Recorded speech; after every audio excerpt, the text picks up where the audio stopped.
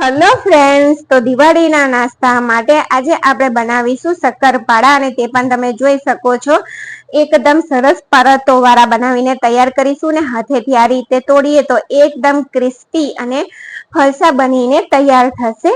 અહીંયા તમને નજીકથી બતાવું તો પણ તમે જોઈ શકો છો કે કેટલી પરતો અને એકદમ ક્રિસ્પી ખસ્તા બનીને તૈયાર થશે। તો તેની માટે અહીંયા મેં પાર્લેજી બિસ્કિટનું પેકેટ લીધું, તેમાંથી આપણે 7 બિસ્કિટ મિક્સર જારમાં એડ કરી દઈએ અને તેનો અહીંયા આપણે પાવડર બનાવીને તૈયાર કરવાનો। તો અહીંયા આ રીતે પીસી અને પાવડર તૈયાર થઈ ગયો છે। અને બીજી બાજુ અહીંયા 500 ગ્રામ મેદો લીધો અને તમે કપમાં જોશો તો તે 4 કપ મેદો અને જે આપણે બિસ્કિટનું પાવડર કરીને રાખ્યો તેને એડ કરી દઈએ।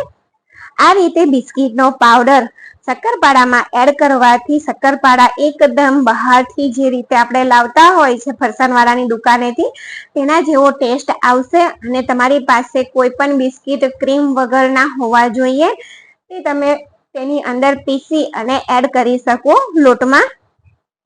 ક્રીમ વાળા બિસ્કિટનો ઉપયોગ નહીં કરવાનો અને તેની અંદર 1/4 ટીસ્પૂન ઇલાયચી પાવડર બધી વસ્તુને સારી રીતે મિક્સ કરી દઈએ અને તેની અંદર આપણે મોવન એડ કરવાનું। મોવન એ આપણે વજનમાં મોવન એ ઘીનું લેવાનું અને વજનમાં તમે જોશો તો 80 ગ્રામ છે અને આ રીતે ગરમ કરીને જ આપણે તેની અંદર એડ કરવાનું લોટની અંદર। અને કપથી જોશો તો મેલ્ટ કર્યા પછી હાફ કપ ઘી, તો ઘી અહીંયા સારી રીતે મેલ્ટ થઈ ગયું અને તેને લોટની અંદર એડ કરી દઈએ। આ રીતે ગરમ કરી અને ઘીને એડ કરવાથી શક્કરપારા એ એકદમ ખસ્તા બનીને તૈયાર થાય। તો ઘી ગરમ છે એટલા માટે અહીંયા આપણે પહેલા ચમચીથી તેને મિક્સ કરી દઈશું લોટ સાથે, ત્યાર પછી હાથેથી આ રીતે મસળતા જઈ બે હથેળી વચ્ચે આ રીતે મસળતા જઈ અને લોટને મિક્સ કરી દઈશું મોવન સાથે। અને જો માપ તમને ખબર ના પડે મોવનનું તો આ રીતનું મુઠ્ઠી પડતું મોવન હોવું જોઈએ ઘીનું, તે તમારે ધ્યાન રાખવાનું। તમારી પાસે કપ કે વજન કાંટો ના હોય તો આ રીતે તમે કરી શકો છો। અને અહીંયા આપણે ખાંડ અને પાણીનું મિશ્રણ તૈયાર કરવાનું, તો 3/4 કપ ખાંડ અને વજનમાં જોશો તો 175 ગ્રામ ખાંડ લીધી અને તેની સાથે જ 3/4 કપ પાણી એડ કરવાનું। જેટલી ખાંડ લીધી તેટલું જ પાણી એડ કરી અને લો ગેસની ફ્લેમ ઉપર સતત મિક્સ કરતા જઈ અને ખાંડને મેલ્ટ કરી લેવાની। અહીંયા આપણે કોઈ ચાસણી નથી કરવાની, ખાંડને મેલ્ટ જ કરવાની છે। તો ખાંડ સારી રીતે મેલ્ટ થઈ ગઈ, હવે તેને ગેસ બંધ કરી અને ઠંડુ થવા દઈએ। આ મિશ્રણને ઠંડુ થાય ત્યાર પછી આપણે લોટ તેનાથી બાંધીશું। તો અહીંયા જો મિશ્રણ ઠંડુ થઈ ગયું છે અને થોડું થોડું પાણી એડ કરતા જઈ અને કઠણ લોટ બાંધીને તૈયાર કરવાનો। અને જો શક્કરપારાની રેસીપી ગમી હોય તો ચેનલને લાઈક, શેર, સબસ્ક્રાઈબ જરૂરથી કરજો। તો અહીંયા જો આ રીતે એકદમ કઠણ લોટ બાંધીને તૈયાર કર્યો અને તેને ઢાંકી અને 20 મિનિટ માટે રેસ્ટ આપી દેવાનો। અને અહીંયા જો તમારો લોટ વિખરાતો હોય તો થોડું પાણી તમે એડ કરી અને મિક્સ થોડું ફરીથી મિક્સ કરી દેવાનું। અને આમાંથી મેં થોડો લોટ લઈ લીધો અને થોડા લોટને આ રીતે આપણે દસ્તાની મદદથી ટીપી લઈશું। આ રીતે ટીપવાથી લોટ એકદમ સ્મૂધ થઈ જાય છે, એક સરખો થઈ જાય અને આપણા શક્કરપારા એકદમ સરસ ખસ્તા ક્રિસ્પી અને પોચા તૈયાર થાય। તો ત્યાર પછી આ રીતે સરખું કરી અને તેમાંથી નાના લુવા આપણે તૈયાર કરી દઈએ।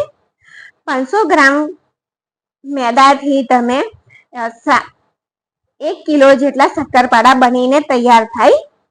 તો તેમાંથી એક લુવો લઈ લઈએ અને આપણે અહીંયા વણી લઈએ।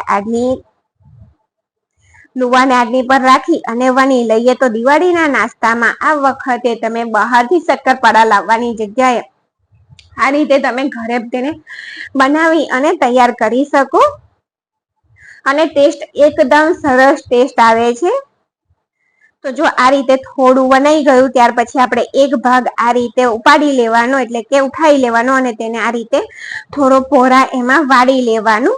અને તેને ફરીથી આપણે વણી લઈશું. આમ કરવાથી શક્કરપારાના લેયર એકદમ સરસ વધારે તૈયાર થશે અને ખુલશે પણ ખરા. તો આપણે વણી લઈએ. તો અહીંયા શીટ વણાઈ અને શક્કરપારાની શીટ વણાઈને તૈયાર થઈ ગઈ ને. આટલી થિકનેસ મેં તમને બતાવી તેટલી રાખી છે. તો આપણે ચોરસ બનાવવા માટે તેને આજુબાજુના ભાગ કાપી લઈએ, ચોરસ કરી લઈએ. તો અહીંયા ચોરસ થઈ ગયું. ત્યાર પછી આ રીતે આપણે ઊભા કટ લગાવી દઈએ, આડા કટ લગાવી દઈએ.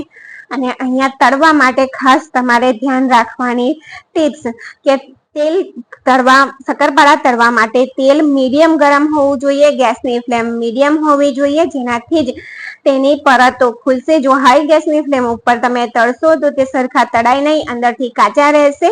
અને શક્કરપારા એડ કર્યા પછી તેને પલટાવવાની બિલકુલ ઉતાવળ કરવાની નથી. આ રીતે જો છૂટા પડી અને ઉપર આવી જાય, થોડા તળાય, ત્યાર પછી આ રીતે ચમચીની મદદથી બિલકુલ હલકા હાથથી આપણે તેને પલટાવવાના.